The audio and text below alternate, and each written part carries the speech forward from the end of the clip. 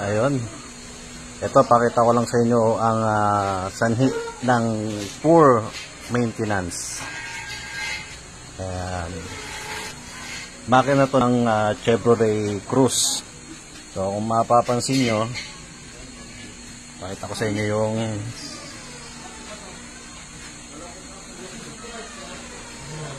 ayan. Ang daming tama. Yung 4, ayan yung piston nya. Ito. Ayan o.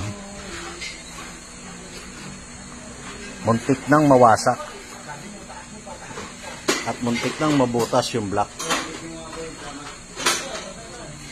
Grabe. Butasin mo yung block. Sirain mo yung piston.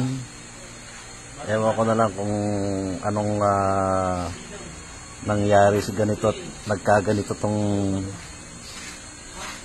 ano na to, tong makina. Hindi kasi masabi, so hindi naman natin masisisi yung customer dito.